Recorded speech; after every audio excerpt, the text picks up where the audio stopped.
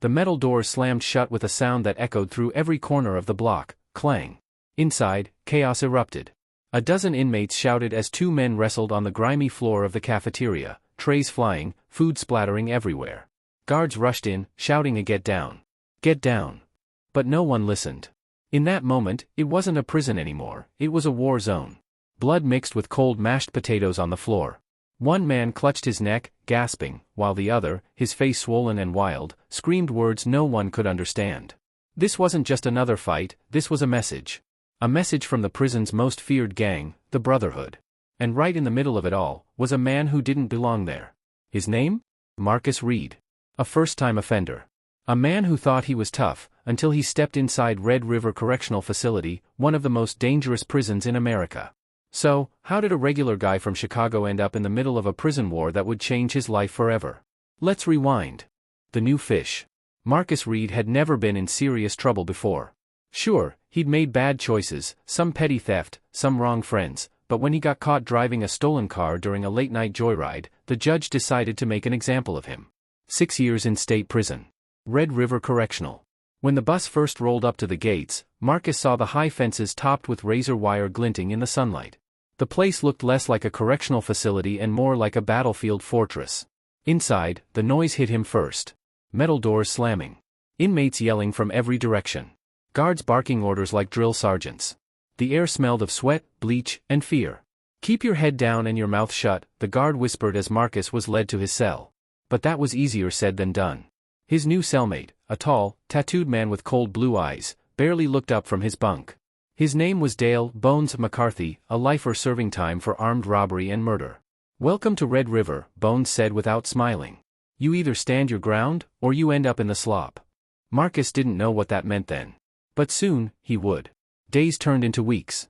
Marcus learned the rhythm of prison life, the morning count, the clanging meal trays, the fights that broke out for reasons no one remembered.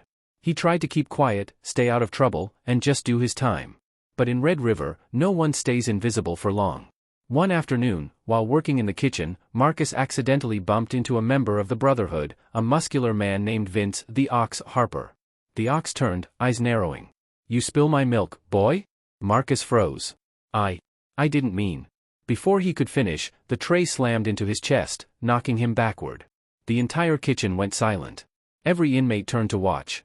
That's when Marcus realized, this was how power worked in Red River. One mistake, and you became prey. But what happened next would seal his fate. Because that night, when lights went out, someone slipped a note under his cell door. It read, "Kitchen boy owes blood." And before sunrise, someone in his block wouldn't wake up. Blood on the floor. The morning bell rang through the block, loud and sharp. But something was wrong. Guards didn't open the cells right away like they usually did. Instead, there were muffled shouts coming from down the hall, followed by the sound of boots running, radios crackling, and the heavy clang of locks being slammed shut. Marcus sat on his bunk, heart pounding. Bones, his cellmate, was already standing by the door, staring through the small metal window. "What's going on?" Marcus whispered. Bones didn't answer at first. Then, in a low voice, he said, "Looks like someone didn't make it through the night." Moments later, a guard's voice echoed down the hallway. "All inmates, lock down. Nobody moves." The sound of cell doors slamming shut one by one echoed through the block. The air grew heavy, too heavy. Marcus's palms were sweating. He could hear inmates whispering, some laughing nervously, others dead silent.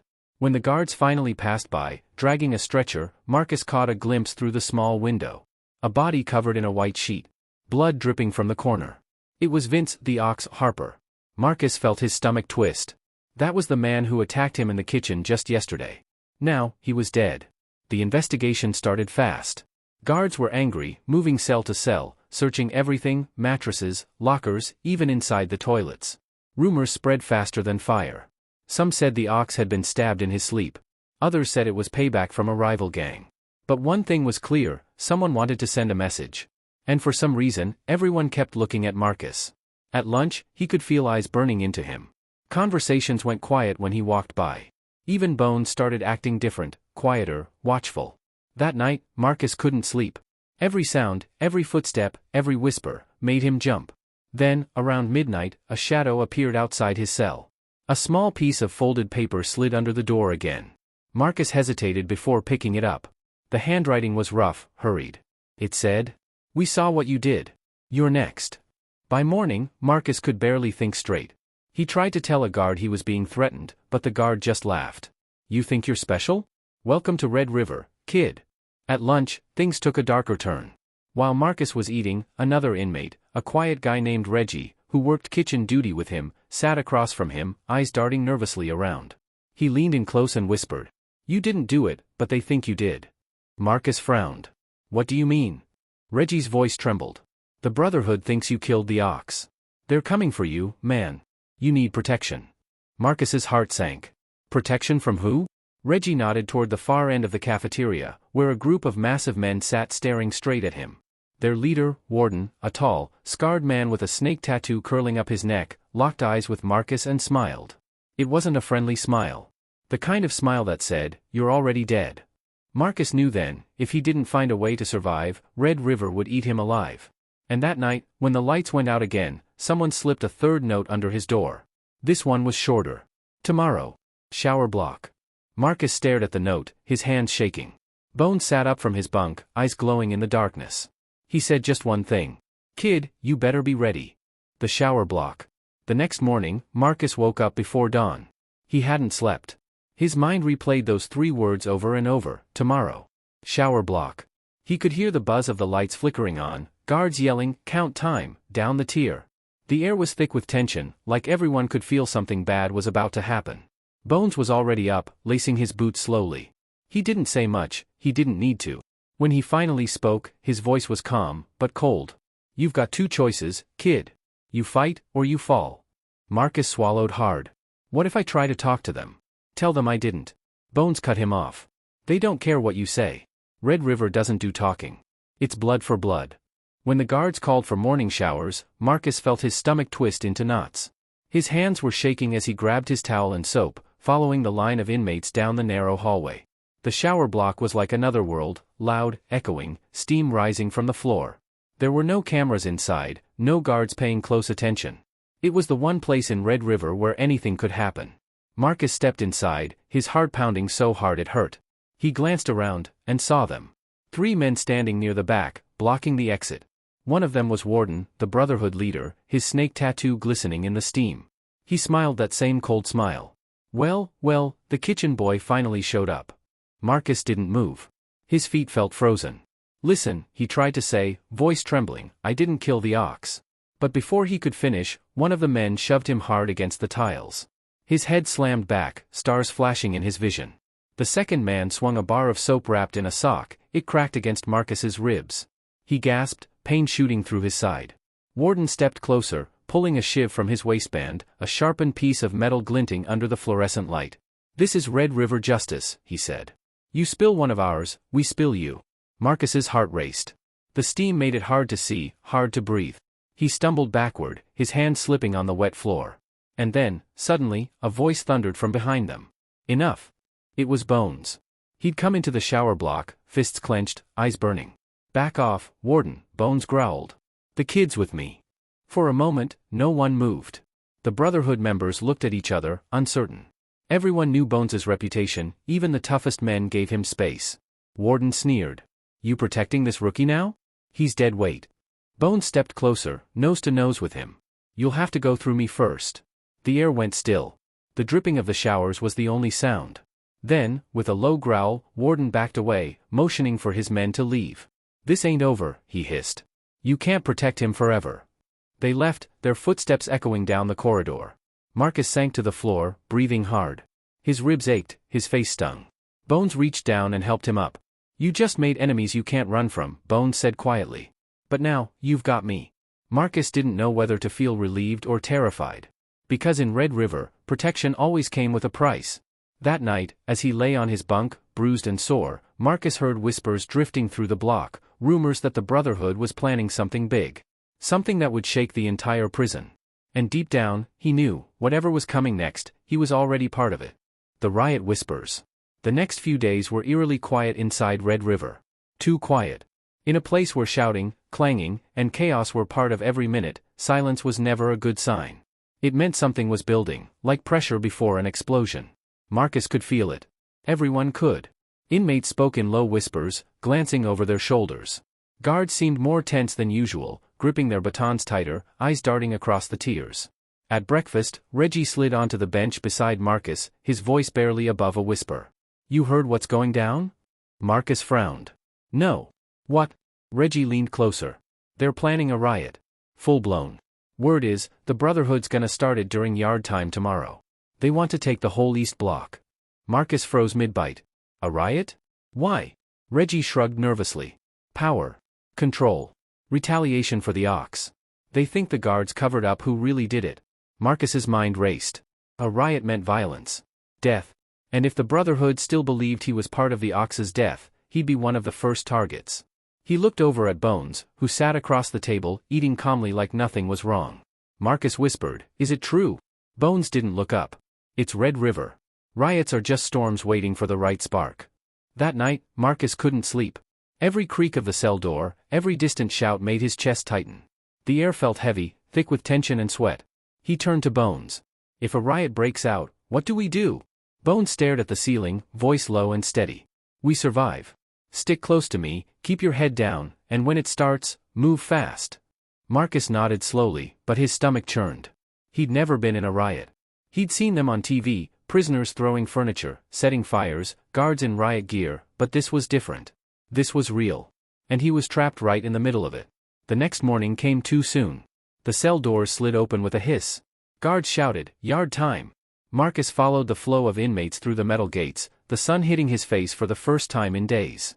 The yard was packed, hundreds of men spread across the basketball courts, weight benches, and dirt track. But something felt wrong. The usual noise, the laughter, the trash talk, was gone. Everyone was watching everyone else. Bones muttered, "It's about to happen." Then, it did. A single shout split the air. "Now!" And chaos exploded. Dozens of inmates surged forward at once, swinging makeshift weapons, broom handles, metal pipes, even sharpened toothbrushes. A guard went down instantly. Alarms blared.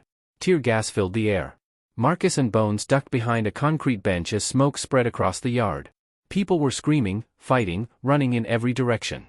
The Brotherhood moved like a pack, targeting guards, rival inmates, anyone in their way. Marcus could see Warden at the center of it all, shouting orders. "This is our yard now," he roared.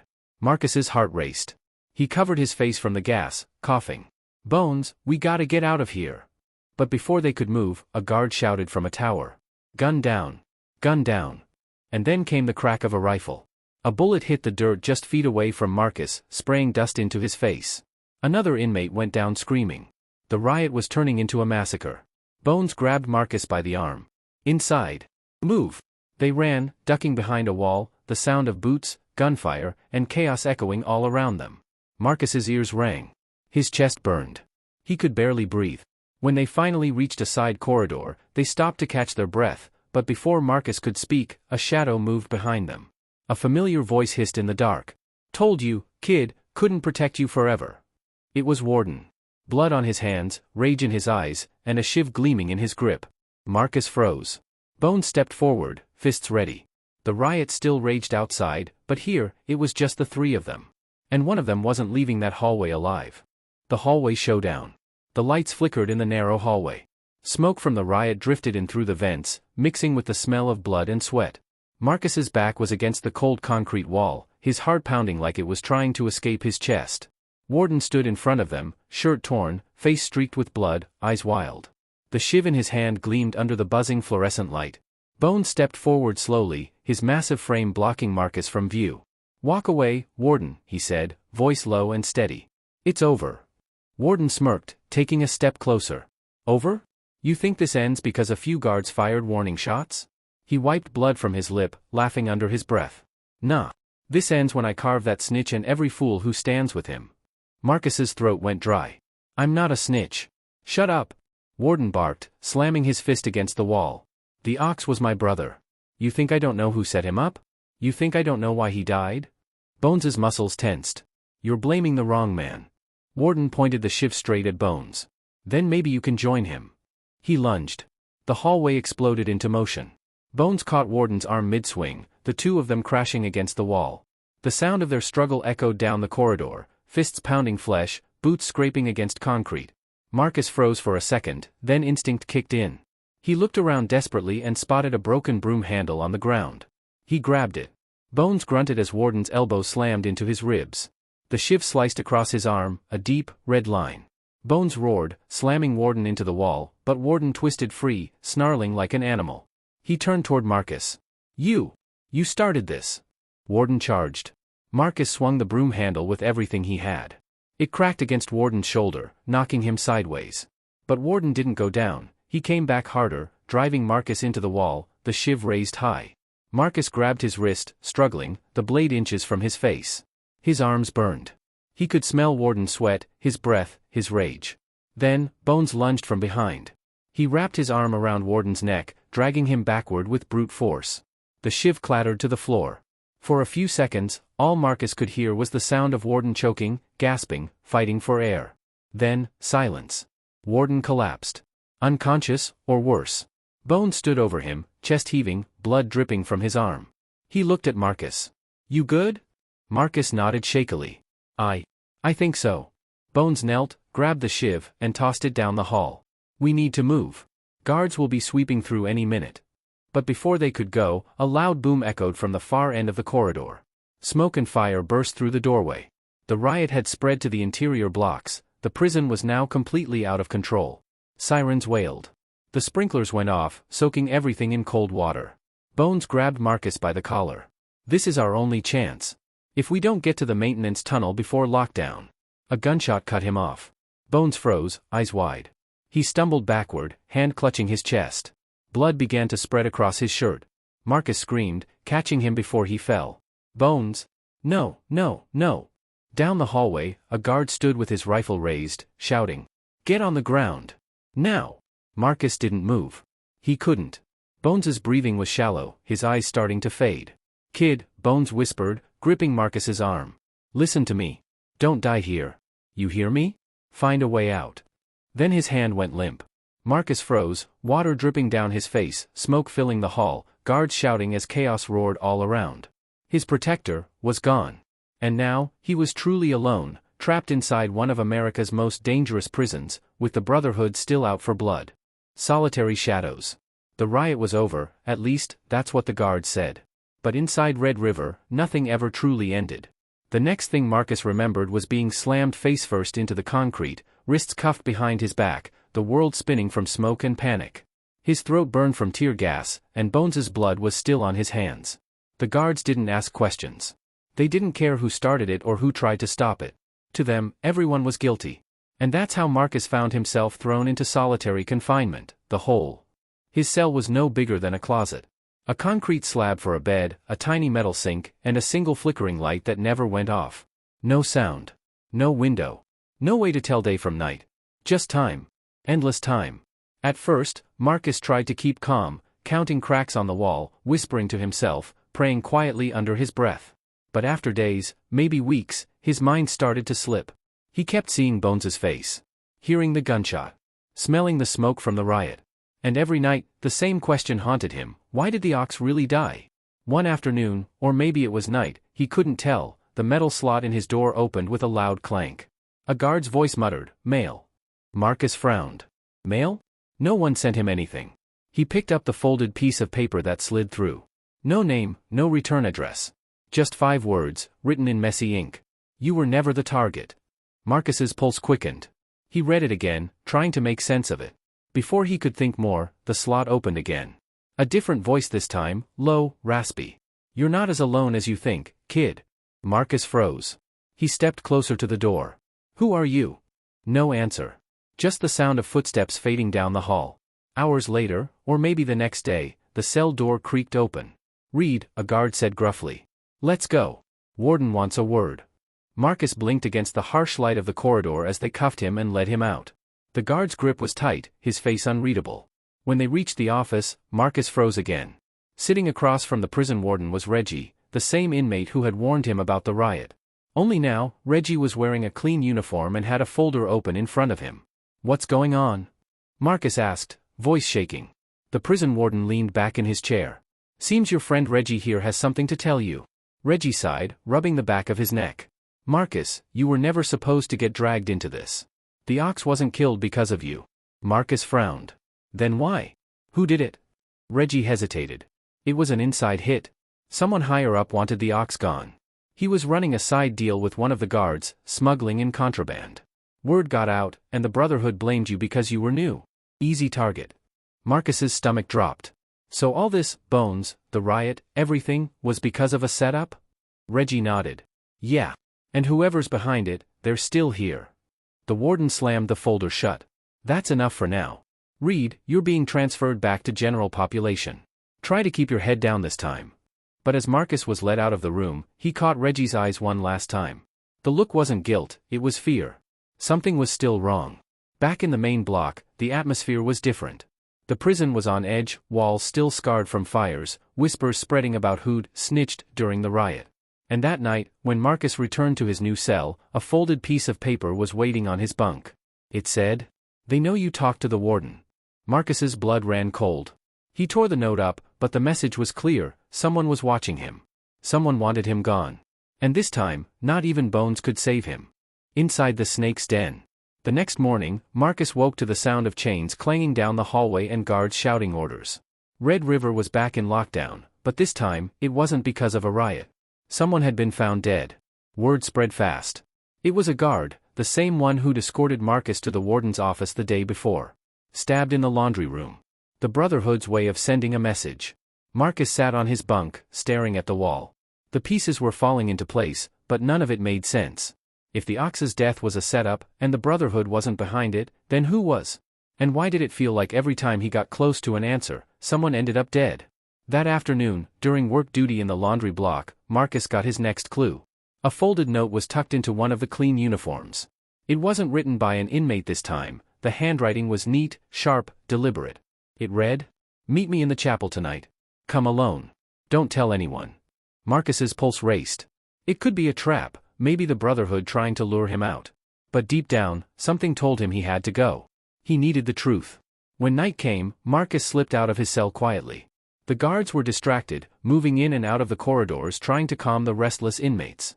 The chapel sat in the old East Wing, quiet, dimly lit, a place most prisoners avoided. He pushed the creaky door open and stepped inside. At first, it looked empty. Then, a shadow moved near the altar. It was a woman, not an inmate, but a prison counselor. Her ID badge caught the dim light, Ms. Carter. Marcus frowned. "You wrote the note?" She nodded, her expression serious. "Keep your voice down. You're in danger, Marcus. Real danger." Marcus's throat tightened. "I know. The Brotherhood. It's not just them," she cut in. "There are guards involved. Some of them are working with the gangs, trading protection for money and contraband. The Ox found out and tried to cut his own deal. That's why he was killed." Marcus stared at her, stunned. "So the people running this place, they're part of it?" Ms. Carter nodded. "Not all, but enough to keep the system rotten. And now they think you know too much." Marcus's hands trembled. "Then why tell me this? You're a staff member, they'll come after you too." She hesitated. "Because someone needs to survive this place long enough to expose them." Before Marcus could answer, the sound of footsteps echoed down the corridor. Heavy boots. More than one pair. Ms. Carter's eyes widened. "They found us. Hide, now." Marcus ducked behind a row of pews as the chapel door burst open. 3 guards entered, not regular guards. These men wore black tactical gear, no name tags, no badges. One of them spoke into his radio. "Target located. Take them both." Ms. Carter shouted, "Run, Marcus." He didn't think, he sprinted toward the side door, the sound of boots pounding behind him. A gun fired. The bullet shattered one of the stained glass windows, showering him with glass. Marcus kept running, his breath ragged, heart pounding like a drum. He burst into the maintenance corridor, the alarm blaring overhead. The prison was awake again. He could hear guards shouting, radios crackling, inmates yelling through their cells, chaos breaking out all over. And as he sprinted down the dim hallways, one thought burned in his mind. This wasn't about gangs anymore. This was about survival, and uncovering the truth buried deep inside Red River's walls. Marcus ducked into a dark storage room, pressing his back against the door. His pulse thundered in his ears. He could still hear the boots, getting closer. Through the small window, he saw Ms. Carter being dragged away by the faceless guards. Her voice echoed faintly, "Find the file, Marcus. East Wing Records, find it before they do." Then her scream was cut off. Marcus stood frozen, breath shaking, realization hitting him hard. Somewhere in the East Wing of Red River, there was evidence that could expose everything: the corruption, the cover-up, the Ox's murder. But to get there, he'd have to move through a prison now crawling with killers, guards, and men who wanted him silenced for good. As he slipped into the shadows, sirens wailing all around, Marcus whispered to himself, "I'm not dying in this place, not like Bones." He tightened his fists, eyes burning with determination. For the first time since stepping into Red River, he wasn't just surviving, he was fighting back. The sirens never stopped. They wailed through the night, bouncing off the concrete walls, mixing with the shouts of inmates and the pounding of boots. Marcus moved fast through the shadows, staying low, his heart racing. Every hallway looked the same, cold, gray, and full of danger. But he couldn't stop now. Ms. Carter's voice echoed in his head. "Find the file, Marcus. East Wing records, before they do." He didn't know what was in that file, but one thing was clear: people were dying to keep it hidden. The East Wing had been closed for years after a fire destroyed part of it. Broken lights flickered overhead, and the air smelled of mold and rust. Marcus crept past old cells filled with broken bunks and graffiti, ghosts of inmates long gone. When he reached the records office, the door was chained shut. He spotted a loose vent cover nearby and crawled through, scraping his elbows as he squeezed inside. Inside the records room, dust covered everything. Stacks of old folders, typewriters, and boxes lined the shelves. He started searching, flipping through old case files, medical reports, guard rosters. Then, buried under a pile of papers, he found it. A folder stamped, classified, internal use only. Marcus's hands shook as he opened it. Inside were photos, reports, and names. Officer R. Danner, listed as the guard on duty the night the Ox was killed. Transaction logs, showing payments from a company linked to a private supplier. And one note, handwritten, dated 2 weeks before the Ox's death.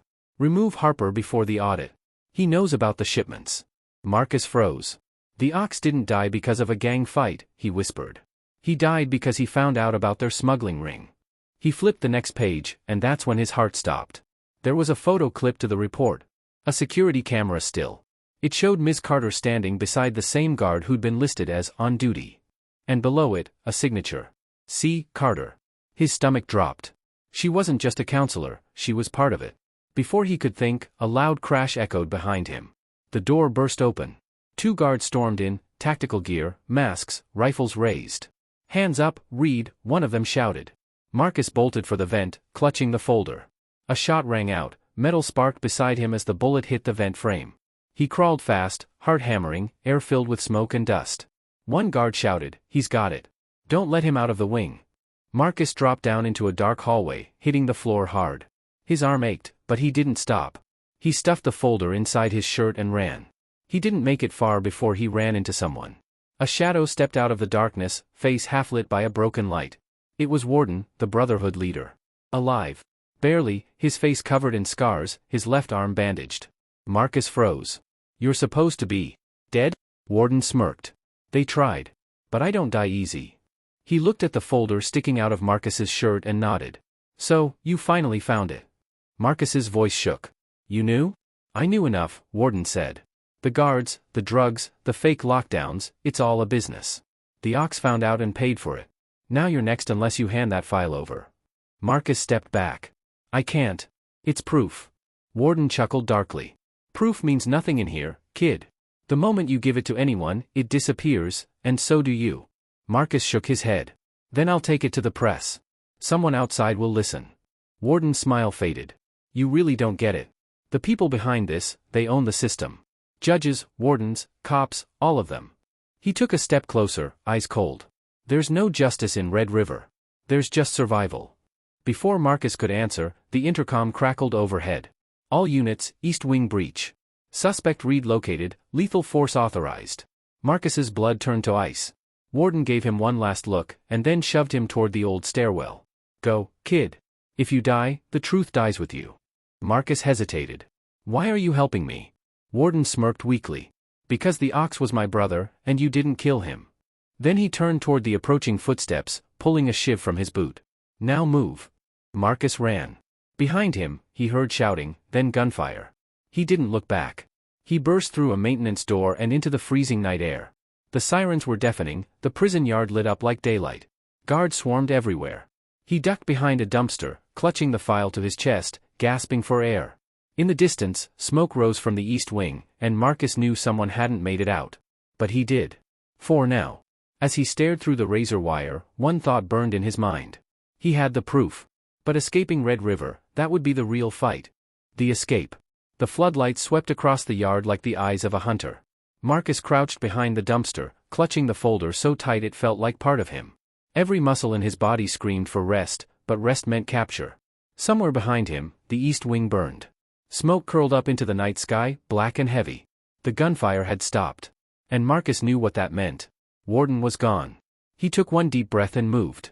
Crawling under fences, dodging searchlights, sliding across the wet concrete like a shadow.